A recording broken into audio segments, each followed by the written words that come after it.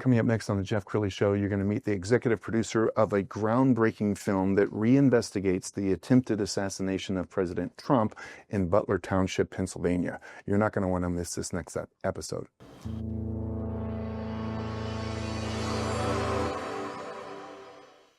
Many are predicting that the worst is yet to come, which is unfortunate, said one person here. Until now, they've enjoyed the reputation of being the nation's icebox. Watched a burglar in his home this morning by webcam. As a journalist of over 25 years, stories are what make my world turn. Reporting live from the Dallas newsroom tonight, Jeff Crilley, Fox 4 News. But in 2008, I took the jump from my familiar life and started a PR firm from my home. We're talking about anyone with a camcorder like the one I'm using becomes a television network. We started slowly growing the company, and we now have over 100 clients, and we've branched into the world of live digital broadcasting. I now own 8 different TV studios and have a huge team, and the stories that I now get to share are sometimes the most important of my life. Life has a funny way of coming around full circle. This is the Jeff Crilley Show. Well, we all remember that fateful day almost a year ago in which President Trump was almost assassinated. His ear was, of course, nicked by an assassin's bullet, but we only heard part of the story. Now we bring you the rest of the story. J.D. Wilcox is in the studio. He's the executive producer of Who Shot Trump. J.D., thanks for coming on the show. Thanks, Jeff. Nice to meet you. Thank you. So I know you've done documentaries your entire adult life, but you're sitting on perhaps the biggest story of the century. So tell us what you discovered. So, like everybody, I saw former President Trump be shot in Butler Township, Pennsylvania on July 13th, 2024. And, you know, I was told that it was a lone gunman who was a 20-year-old college student, registered Republican. He lived at home with his parents. None of it really made sense to me. And I thought, this is not 1963. We have a lot more ways of investigating crimes now. So sooner or later, someone was going to find the real story about what happened there. But it didn't really happen. Time went by and the news media just sort of lost interest in the story. And I realized that if I wanted to get the real truth about what happened in Butler, I was going to have to go investigate it myself. I have a history of investigating crimes and doing documentaries about them. So I went to Butler, Pennsylvania, and we hired a drone operator to do what we call photogrammetry, which is take pictures and video of the entire area and create a really accurate 3D model. And then we can look at that model and investigate different things. What did the sniper see? What did Trump see? We can examine that from 3 dimensions, and it's very accurate. It's much more accurate than Google Maps. We also interviewed a bunch of people that had never been interviewed. We found a whole bunch of really solid evidence that had never been seen before. And when you look at all of that in totality, there's very strong evidence there was at least one additional shooter at the rally that day, possibly more than one. But we have very, very compelling evidence. It's almost undeniable evidence that there was at least one additional shooter. And no one is talking about that. Okay, much more from JD in a second. Let's go ahead and show the movie trailer. On July 13th, 2024, a lone gunman named Thomas Crooks tried to kill former President Donald J. Trump. It's a good story, but is it true? Or is something much more sinister in play? What is the government hiding? Will we ever know the truth? The FBI won't admit it, but the evidence is clear. The president is still in danger. You think you know who shot Trump, but you're dead wrong. And you're going to be showing it on the anniversary of the assassination attempt. What's been the reaction? And I know you haven't shared this information with very many people. What's been the reaction when you tell people? So we've shown the video to a very small group of people that I trust, and we've distributed it to those people so that if, God forbid, anything happens to me between now and July 13th, it's still going to go out there. So every single person who's seen this has had pretty much the same reaction. Why didn't I know any of this before now? There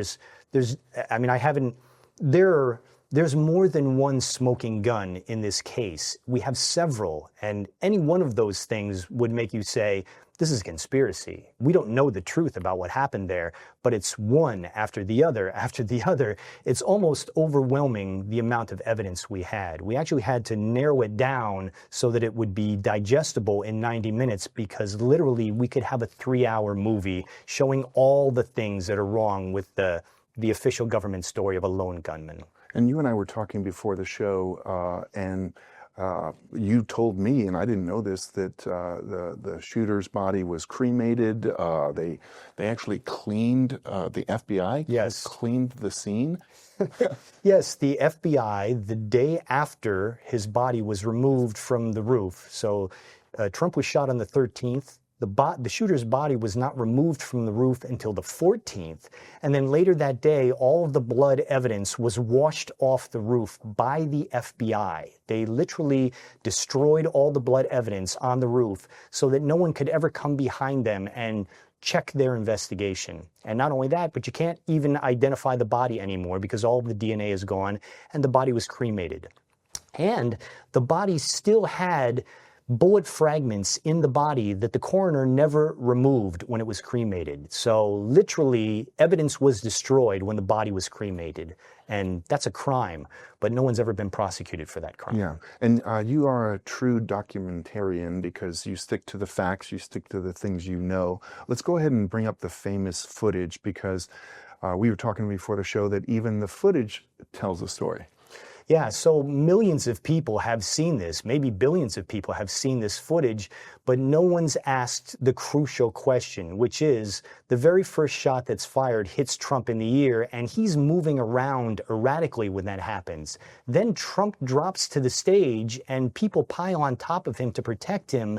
He's completely immobile at that point, and the shooter shoots 5 more shots when Trump is on the ground and can't move away.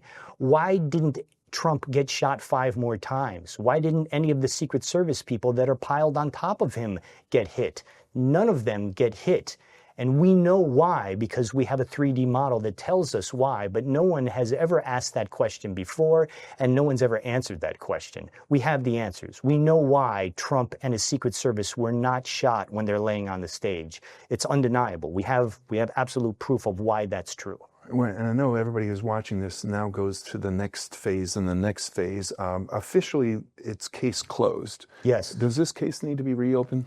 This case, in my opinion, absolutely needs to be reopened. FBI director, the new FBI director, Kash Patel, said just a couple weeks ago that the case is now closed because the shooter is dead. One shooter is dead, but we know that there's at least one more shooter, and he or she is still out there. That means that now President Trump is still in danger. We can't say that he's not in danger because at least one of the people that was, at least one additional shooter is probably still out there. So the threat still exists. We know that all kinds of people don't like Trump. But honestly, this investigation is not about Trump. It's about the truth. We all deserve to know the truth.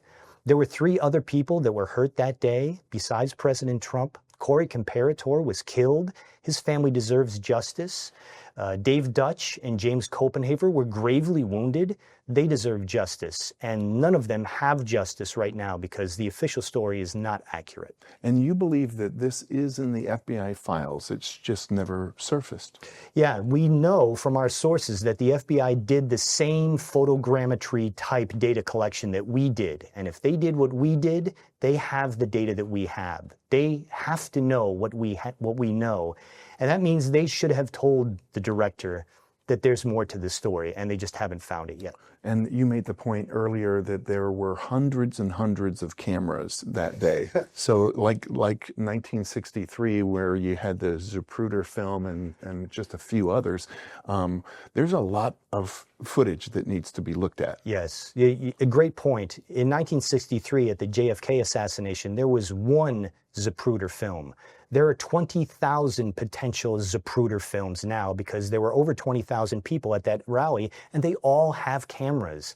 There's no way, if we get all of the data, if we get all of the evidence, I believe there's no way that we can't find the truth and find who really committed this crime. But we have to look, we have to not accept the rather silly story that a 20-year-old untrained college student who's a registered Republican somehow outsmarted the entire Secret Service, local law enforcement, multiple sniper teams. Either Thomas Crooks was better than Jason Bourne and James Bond combined, or he had a lot of help. Which do you think is more logical? And when the Trump administration finds out about this, I can't imagine that they wouldn't reopen this case. I mean, if there is another assassin walking free, that person needs to be behind bars. Absolutely. And I would say to the people who don't like Trump, who might be watching this, I get that. A lot of people don't like President Trump, but it isn't about Trump. It's about the truth. If there's an assassin or more that are still out there, we don't know their motives. They might take a shot at a candidate that you like next time. We have to find these people. We can't allow political candidates in this country to be assassinated and for the assassins to go free. We're just not that country. If we do, we open a Pandora's box that anyone can be killed at any time, and that's not a country that I want to live in. Okay, JD, when I have to imagine what it had to be like to be you when you discover this for the first time. I mean, was there a pit in your stomach, or what? I mean, you're sitting on the biggest story of the century. So I'll just give you an anecdote. So I was in Butler, Pennsylvania for about a week. And every day that I was there, it seemed like I went further down the rabbit hole and things got darker and more dangerous. And I know there's at least one or two crucial witnesses that have gone into hiding or have in some way disappeared. And once I uncovered that, I went to the local police and said, you have to go find this person. And the local police said, we're not going to look for this person. So I went to the state police, the Pennsylvania State Police, and they said, we know who this person is. We're not allowed to discuss that person. So when I heard things like that, I said, maybe I'm in danger. So I sort of went underground for 24 hours and hid, and then got on a plane and got out of there. And I'm unlikely to go back to Pennsylvania because I think it's anybody who wants the truth is in danger from the people who are still out there who want the truth hidden. Yes, and as we're taping this broadcast, we've got the situation in Iran, and Iran is very dangerous and I would say even reckless at this point. I mean, do you worry that there might be another attempt?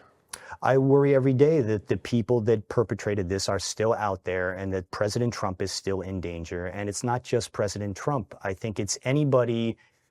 It could be anybody. Since we don't have all the information, we don't know the motives of all of the people involved. And because we don't know their motives, we don't know who they might shoot next or try to shoot. We know that Trump on that year was more than one person tried to kill him. There was more than one assassination attempt. So we know there's more than just Thomas Crooks who want to kill President Trump. I think it's incumbent upon us to keep investigating until we find them all. And as this story goes global in the coming days and weeks, I have to imagine that there's people with footage on their phone that should be seen. Yeah, I really believe that this crime can be solved. I believe that someone out there has evidence, someone who might have been there that day has evidence that they didn't trust to give to the government. They didn't trust to give it to the mainstream media. But I hope they send it to me because we're going to keep going until we find the people who did this. I think the people who were injured and killed that day, I think they deserve that. Wow. Incredible story. Thank you for your bravery and your courage for bringing this forward. We're going to end with the website once again so you can get your tickets, whoshottrump.us. The great JD Wilcox, thanks for coming on the show. Thank you, Jeff. You bet. That's it for now. We'll see you next time.